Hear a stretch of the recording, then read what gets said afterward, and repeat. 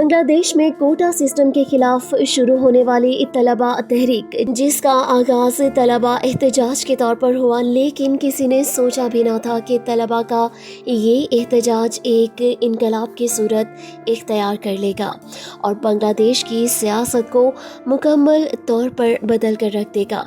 طلبہ کی اس تحریک نے نہ صرف کوٹا سسٹم کو چیلنج کیا بلکہ ملک میں ایک نئی سیاسی بیداری کو بھی جنم دیا۔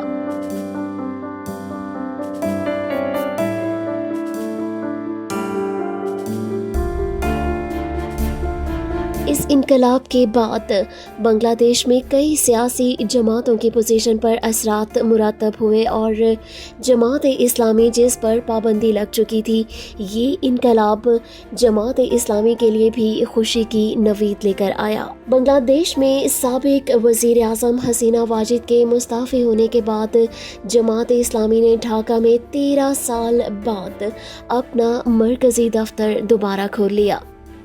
دارالحکومت ڈھاکہ کے بورو موخ بازار میں جماعت اسلامی نے اپنا مرکزی دفتر کھولا، جو کہ گزشتہ 13 سالوں سے بند تھا۔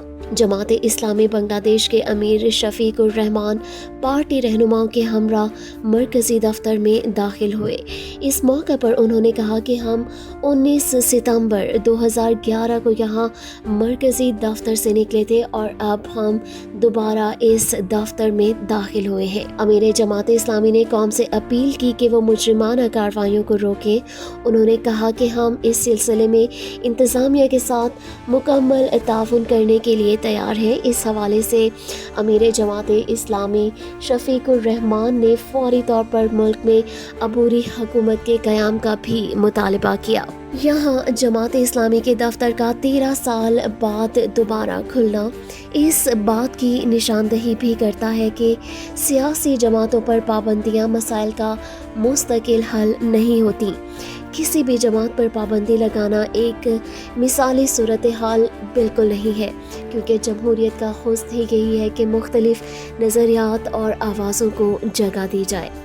جماعت اسلامی کی بحالی بنگلہ دیش میں سیاسی تنوع کی طرف ایک قدم ہے اور یہ اشارہ دیتی ہے کہ ملک میں سیاسی مفاہمت اور مختلف جماعتوں کے درمیان مکالمے کی ضرورت ہے۔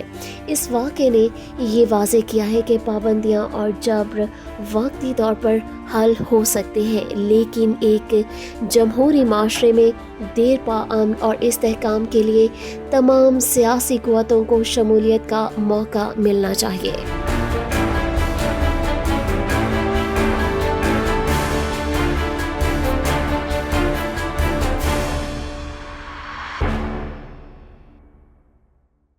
بنگلہ دیش میں اس وقت طلبہ کی انقلابی تحریک کے بعد ہم دیکھ رہے ہیں کہ روز سیاسی منظرنامے کے اوپر تبدیلیاں ہو رہی ہیں، لیکن ایک حسینہ واجد عوامی لیگ کی سربراہ کے بنگلہ دیش کو چھوڑ کر انڈیا جانے کے بعد جو سب سے بڑی ڈیولپمنٹ اس وقت ہم دیکھ رہے ہیں وہ ہے جماعت اسلامی کے دفاتر کا 13 سال کے بعد سے دوبارہ سے کھل جانا۔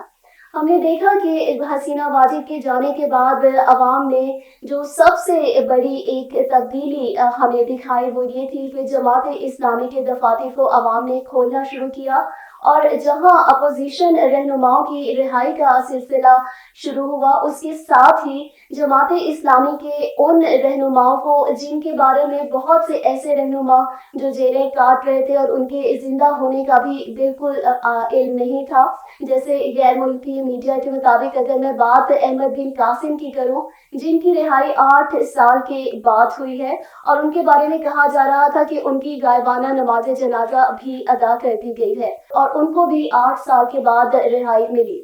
اسی تناظر میں بنگلہ دیش کے اندر حسینہ واجد کی حکومت کے دوران جس جماعت نے سب سے زیادہ ٹف برا وقت دیکھا وہ تھا جماعت اسلامی، کیونکہ کسی بھی جماعت کا جمہوری اور آئینی حق ہے کہ وہ آئین کے اصولوں کے مطابق اپنے جمہوری کردار کو ادا کرے۔ اسی حوالے سے آج ہم اپنے پروگرام کو 2 حصوں میں تقسیم کرتے ہوئے پہلے حصے میں بات کریں گے جماعت اسلامی کے دوبارہ دفاتر کا کھلنا، بنگلہ دیش میں دوبارہ سے کام کا شروع ہونا، اور دوسرے حصے میں ہم بات کریں گے جماعت اسلامی کے دھرنے کے حوالے سے۔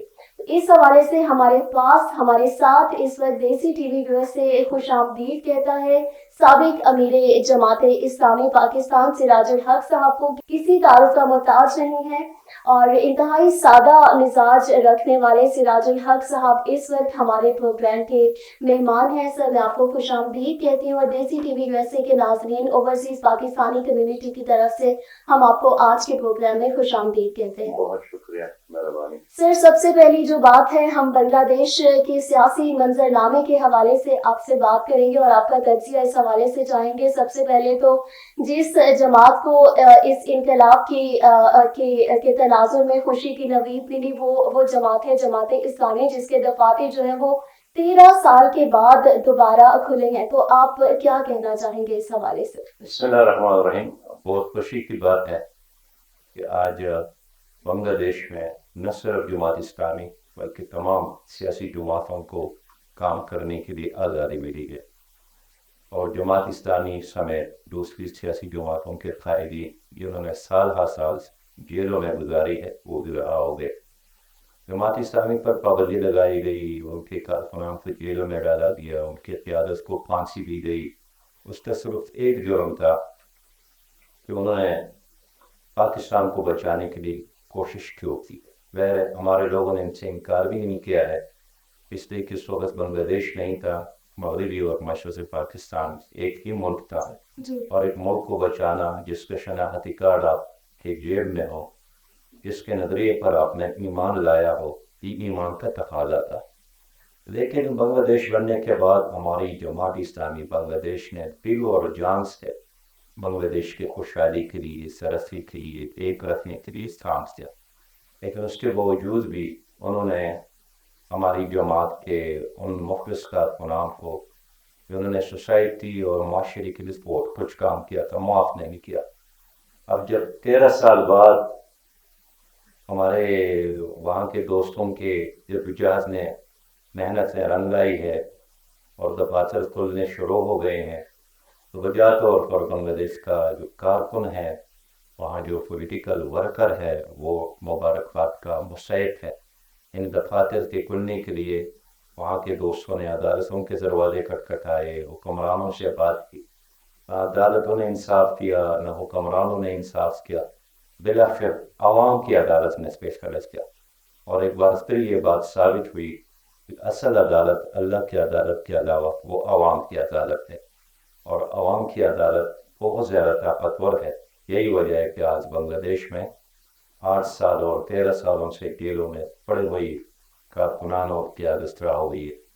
بالکل، آپ نے دیکھا کہ خالدہ ضیاء کو بھی رہا کر دیا گیا ہے اور انہوں نے بھی بڑی ایک اچھی مثبت تقریر جو ہے کی ہے اپوزیشن رہنماؤں کے حوالے سے اور اوور جنرلی. آپ اس تناظر میں طلبہ کی تحریک کو کس نگاہ سے دیکھتے ہیں؟ آپ کا کیا اس حوالے سے تاثرات ہیں؟ دیکھیے، بنیادی طور پر وہاں اس میں ایک شک نہیں ہے کہ بنگلہ دیش کی حکومت نے اپنے ملک پر معاشی ترقی دی تھی، ان کے فگرز بہت اچھے آ رہے ہیں، لیکن حالات نے ثابت کیا صرف معاشی ترقی اصل ترقی نہیں ہے. جب تک سیاسی ترقی نہ ہو، جب تک اخلاقی ترقی نہ ہو، جب تک سوسائٹی ترقی نہ کرے تو صرف فگرز آگے بڑھنا، پیچھے ہٹنا یہ کوئی معنی نہیں رکھتا ہے.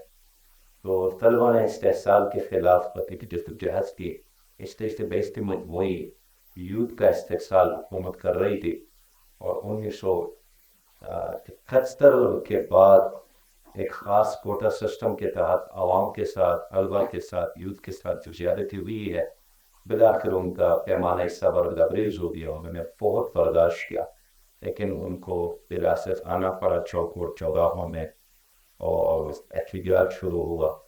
خود بنگلہ دیش کی حکومت کو یہ اندازہ نہیں تھا کہ یہ شنگاری ایک ایسا آگ بن جائے گی جس سے ان کی حکومت اور ان کی ماضی اور ان کا آگ جل جائے گا. لیکن بہرحال طلبہ کی تحریک نے رنگ لایا اور آج پسینہ واجد ملک چھوڑنے پر مجبور ہو گئی ہے.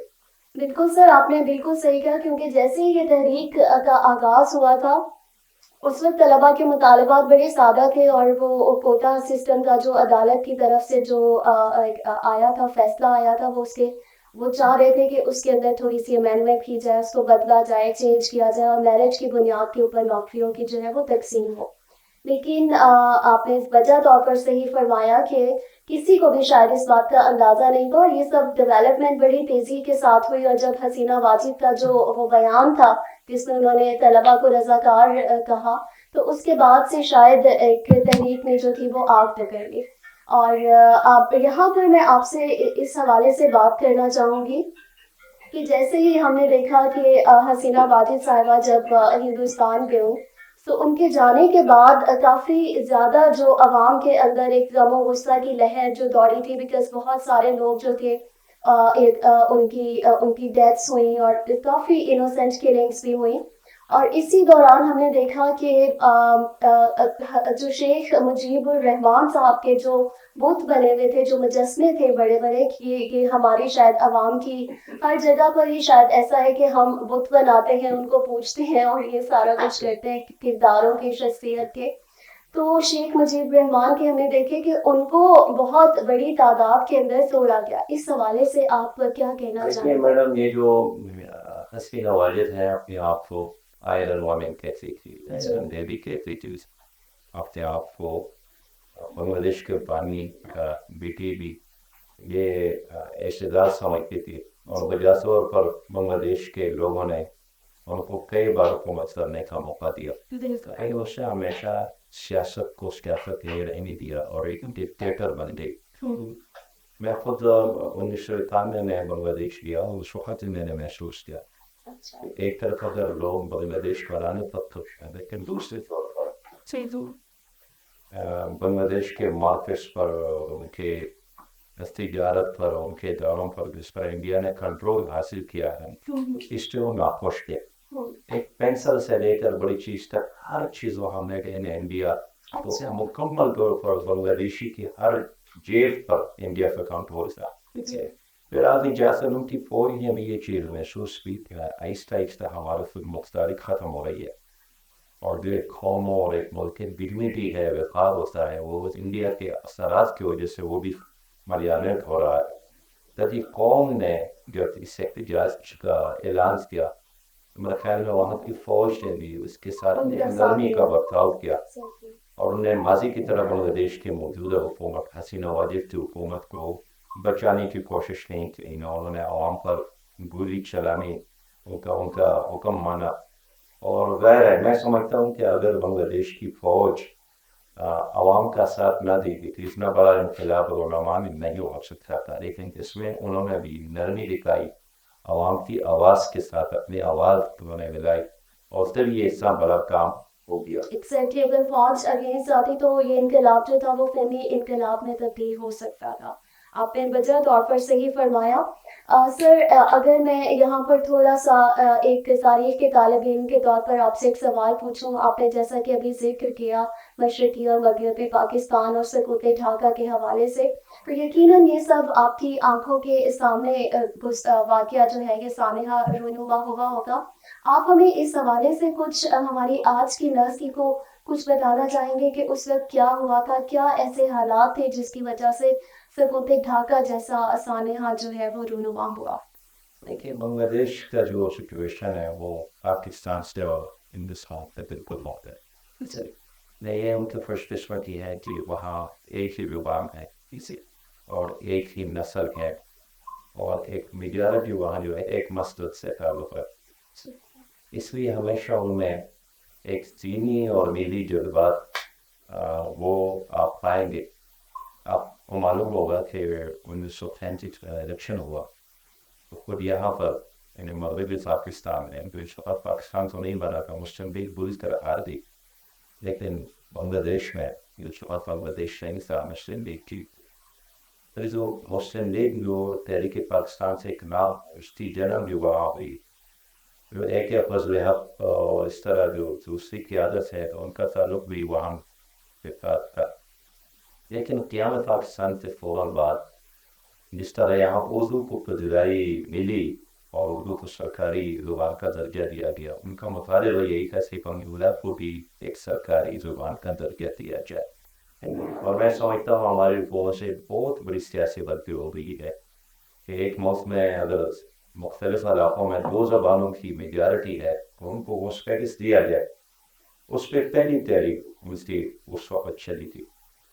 پھر ہم دیکھتے ہیں کہ خود جو مغربی پاکستان کا انتظامیہ ہے، بیوروکریسی ہے یا ملٹری بیوروکریسی ہے، دونوں نے مل کر بنگلہ دیش کے لوگوں کے ساتھ انصاف لینے سے ان کے خط پر بات کرتے تھے، ان کے سینے کی چوڑائی پر بات کرتے تھے، ان کو فوج میں نہیں لیتے تھے، ان کو وفاق محکموں میں اہم جگہوں پر رکھنا وہ گوارا نہیں کرتے تھے، ارے فوج سمجھتے تھے. اور چلتے چلتے شیخ مجیب الرحمان نے پھر اس چیز کو ایکسپلائٹ کیا.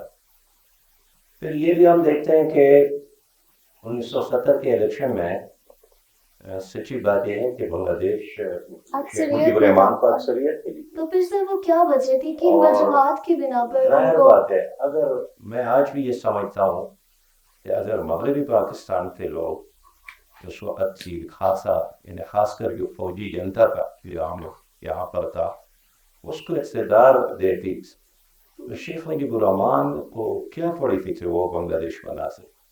لیکن انہوں نے ان کی میجارٹی کو تسلیم نہیں کیا. جہاں ذوالفقار بھٹو نے یہاں سے اعلان کیا کہ جو انہوں نے ڈھاکہ میں اجلاس بلایا تھا قومی اسمبلی کا کہ جو وہاں پر جائے گا واپس نہیں آئے، ہم ان کے پاؤں توڑیں گے. اور یہی وجہ ہے کہ یہاں جو لوگ قومی اسمبلی کے ممبران وہاں جانا چاہتے تھے اجلاس کو وہاں نہیں جانے دیا گیا. تو عجیب مسئلہ یہی ہے کہ شیخ مجیب الرحمان کو یہاں بلا کر یہاں گرفتار کیا گیا. اس سے وہاں جس طرح بالکل آپ ایک لاوا تھا جو پک گیا تھا اور لوگوں کا جو پیمانہ صبر تو لبریز ہو گیا تھا. اور اگر آپ ان تمام واقعات پر نظر ڈالیں تو یوں لگتا ہے کہ خود مغربی پاکستان سے اس وقت ان لوگوں سے وسیع میں نے ٹریڈ کیا تھا کہ ہم نے اس کو علیحدہ کرنا ہے. اور یہی وجہ ہے کہ پیپلز پارٹی نے اس وقت یعنی شیخ مجیب الرحمان کی اکثریت کو قبول نہیں کیا. اس لیے کہ میجارٹی تو ان کی تھی اور پیپلز پارٹی تو یہاں پاکستان سطح پر اقلیت میں تھی. لیکن اس کے باوجود آخر وقت تک میرا اپنا خیال ہے شیخ مجیب نہیں چاہتے تھے اسے پاکستان ٹوٹ جائے.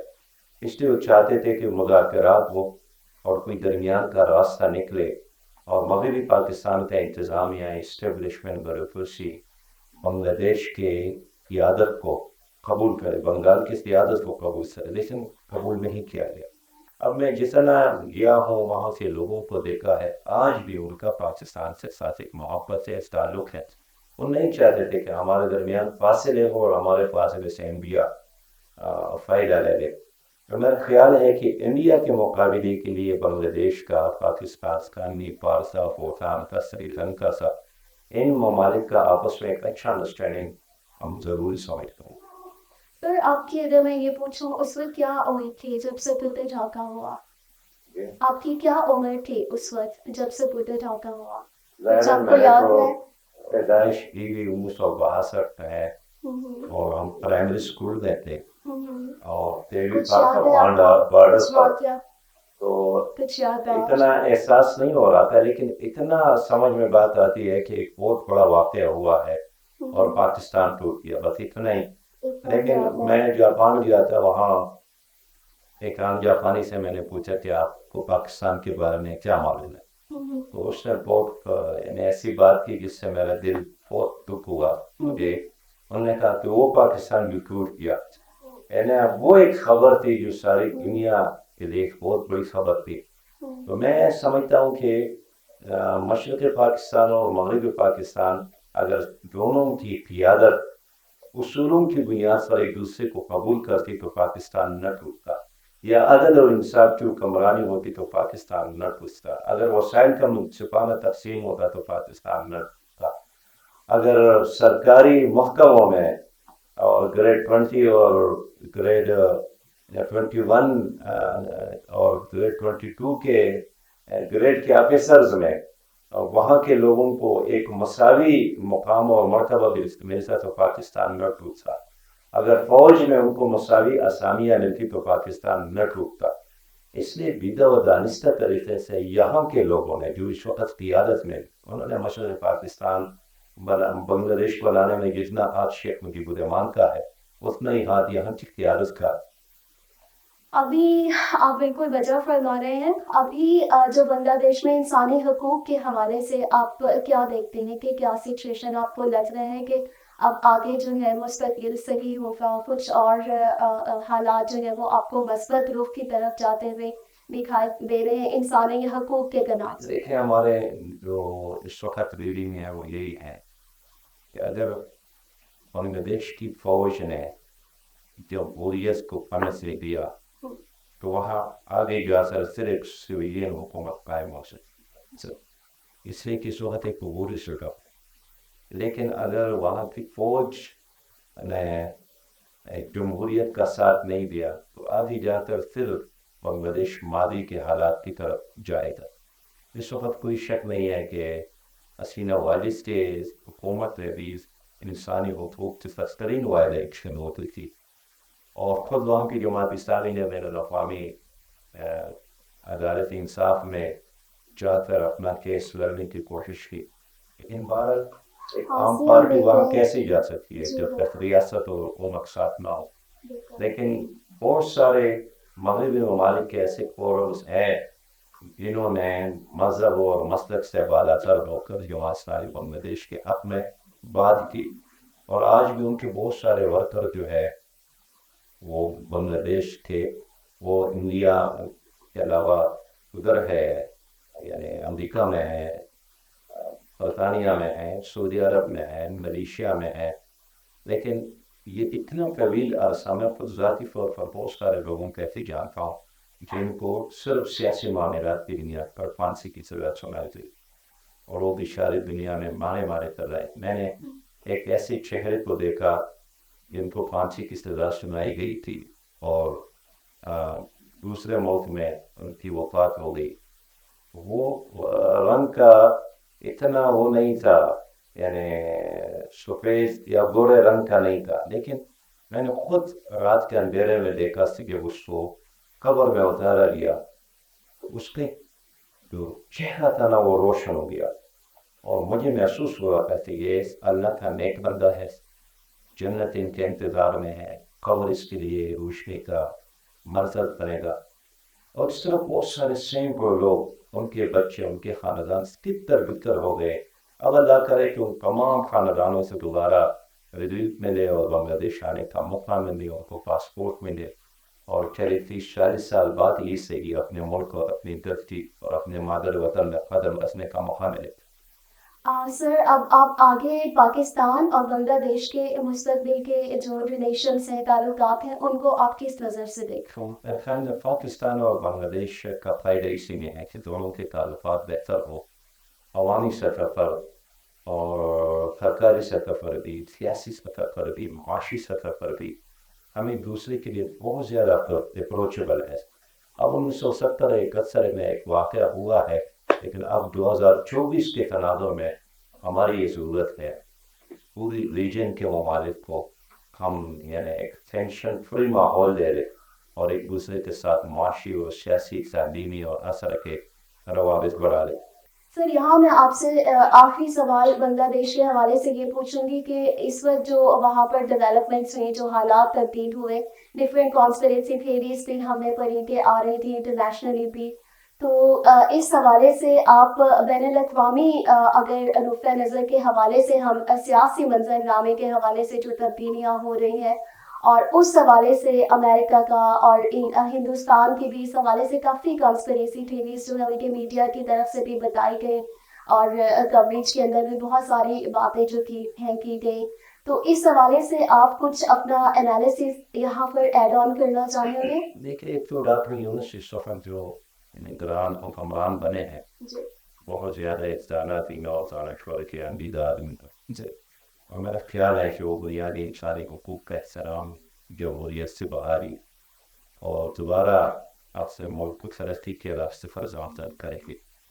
लेकिन तकलीफ इस वक्त बहुत ज़्यादा है इंडिया को, और आज भी उन्होंने अमेरिका से अपील की है कि वो बांग्लादेश में खुल्लम खुल्ला जमहूरियत का साथ में, इससे कि अमेरिका ने भी स्टेटमेंट अब तक दी है, उन्होंने हसीना वालिद को अपने यहाँ आने का सहूलत नहीं दी है और उनके फेज़े को भी महसूस किया है। इस पर इंडिया से हुकूमत ने और अजीब बात की है कि अगर अमेरिका ने इस तरह जमहूरियत का साथ दिया तो बांग्लादेश में इस्लाम पसंद आ सकते हैं, और इसका मतलब यही है कि खुद इंडिया भी जमहूरियत की बात करती है, वो भी कर सकते हैं, वो भी एक धोखा है। वो भी अपने मफादात को देखते हैं जमहूरियत से और आवाम से मफादात को नहीं देखते हैं। लेकिन मैं समझता हूँ कि अब दुनिया को बांग्लादेश के आवाम के साथ जाना पड़ेगा और मुस्तकबिल में हम एक मजबूत खुशहाल बांग्लादेश देख रहे हैं, इसलिए कि वहाँ की फ़ौज के अक्सर जो स्टेटमेंट है उसको हम महसूस करते हैं कि वो दोबारा एक सिविल हुकूमत की तरफ जाएगी और इलेक्शन की तरफ जाएगी, और जो ये ख्यालात से कि शायद वहाँ की फ़ौज खुद इक़्तिदार में आना चाहती है, तो मौजूदा बैनुल-अक़वामी तनाज़ुर में शायद वो ये काम नहीं करेंगे। हमारे लिए फ़ायदेमंद रास्ता यही है कि बांग्लादेश में अमन कायम हो जाए और तमाम जमहूरी पार्टियों को काम करने के मौके दिए जाए। बिल्कुल सही, आपने बड़ी एक मस्बत सोच के साथ ये बात की और मैं आपकी ही बात को आगे लेकर यहाँ पर एक ऐड ऑन करना चाहूँगी, ये कहना चाहूँगी कि इंडिया और पाकिस्तान अलग तो हो गए, लेकिन अगर हम रियलिटी के ऊपर जाएं, ग्राउंड रियलिटीज़ में देखें तो हिंदुस्तान और पाकिस्तान अभी भी बहुत सारे चैलेंजेस से निमट रहे हैं, जिसमें गुर्बत, तालीम और बहुत से मसाइल जो हैं वो सरे फहरिस्त है। तो वक्त का, हालात का इस वक्त तकाजा ये है कि अमन की बात की जाए, बैठकर डिस्कशन की जाए, टेबल टॉक्स की जाए और मुस्तकबिल के अंदर ऐसे हालात, ऐसे मौजू हालात पैदा किए जाएं जिसमें वॉर, जंग और इन सब चीज़ों को हटाकर सिर्फ और सिर्फ खित्ते की तरक्की के लिए मुनासिब इक़दाम जो है वो किए जाएं। यही आवाम के लिए, लोगों के लिए, इंसानों के लिए यही एक मस्बत और एक अहम पहलू होगा जिसको देखना चाहिए। हम दुआ गो हैं कि बांग्लादेश के अवाम जो हैं उनका खित्ता भी फले फूले और तरक्की की मनाज़िल तय करे और एशिया का पूरा रीजन जो है वो जंग की लानत से पाक हो। मैं यहाँ यही कहना चाहूँगी। और इस्लाम एक अमन पसंद दीन है और अमन ही की बात करता है। सिराजुल हक साहब इस वक्त हमारे साथ मौजूद हैं। हमने बांग्लादेश के टॉपिक के ऊपर उनसे बड़ी सेर हासिल गुफ्तगू की है और उन्होंने बहुत से सवालात का बहुत खूबसूरत अंदाज में मालूमात के साथ हमें जवाब दिया है। नाज़रीन हमारे साथ रहिएगा। यहाँ वक्त हुआ है ब्रेक का। ब्रेक के बाद हम अपनी गुफ्तगू का सिलसिला यहाँ से ही जारी रखेंगे जहाँ से मुंतज़ा हुआ है।